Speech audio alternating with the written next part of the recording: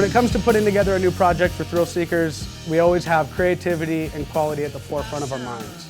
For this project, we wanted to create a pattern that was unique and colorful, and we wanted to use a surfboard for the canvas.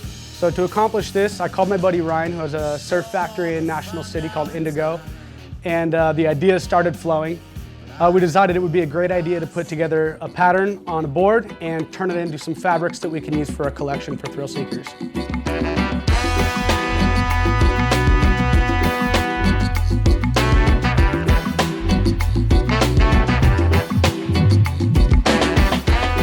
When Austin reached out to me about doing a collaboration project with thrill seekers, one of the main things that we needed to keep in mind when we were going to go about creating the pattern was that we couldn't have any hard lines. We had to have a pretty even pattern spread across the board, and in order to get the images that we needed, we would have to shape a board that didn't have a stringer in it. Not only would we have to use a stringerless blank, but I knew that in order to have the most real estate available for us to get a clean image for the pattern that we wanted to create, we would have to use a longboard. So I ended up reaching out to my buddy Nico to shape the board. He's one of my best friends and he's a really good surfer and shaper.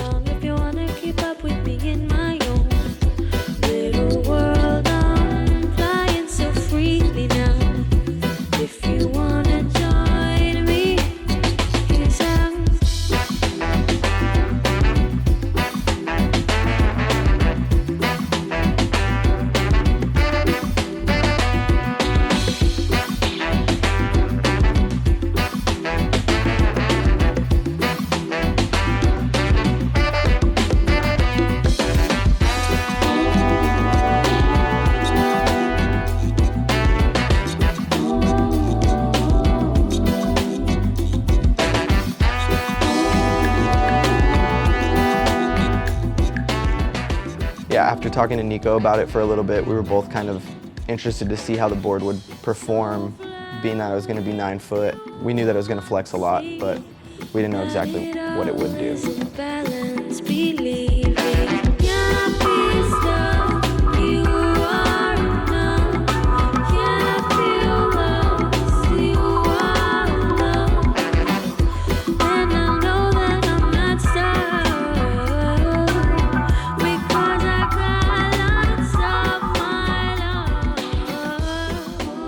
Once Nico was done shaping the board, we took it downstairs into the lamb room so we could start doing the color. To get the color palette for this project, we used our shades of blue gripper material to color match.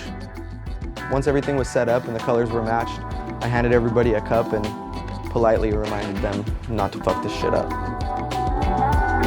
Honestly, I didn't even expect to have a hand in the artwork. I thought Ryan was going to do it, or there was going to be more hands on deck. I didn't really expect to have a cup of dye in my hand. So when I found myself with a cup of pigment in my hand standing next to the board, I was like, oh my gosh, like, am I going to ruin this thing, or are we going to make something sick together? Once everybody was stoked and we decided we were done with the pattern, Ruben took the board and prepped it for lamination.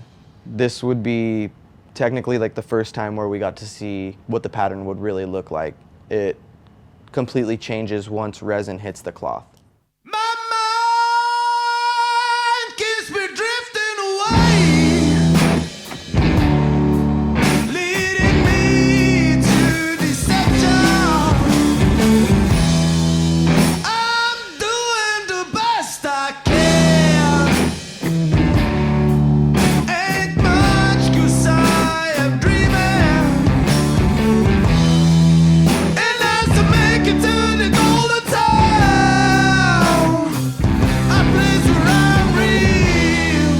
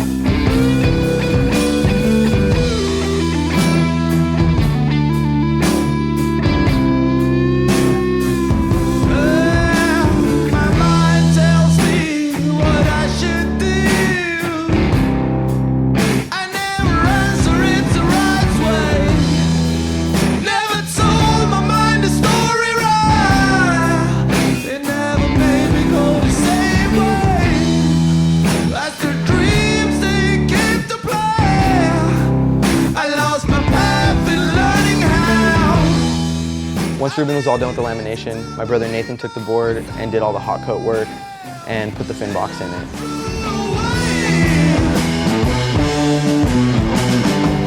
You let me show you how.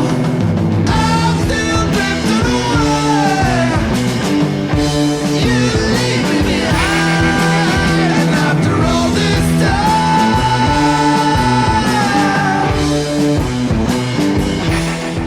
After Gabe was done sanding the board for gloss, Nico came in and did his hand-drawn logos, and I did a little hand-style panel talking about the collaboration project and listing everybody's initials that were involved before I did the gloss layer.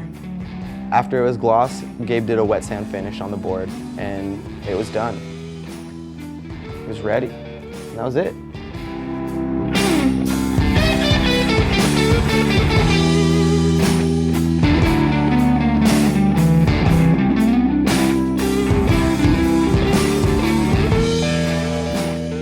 Once the board was finished up at Indigo, we brought it into our studio at Thrill Seekers, where Jay Manning came and shot a high-res image that we needed to create the repeatable patterns for our fabrics.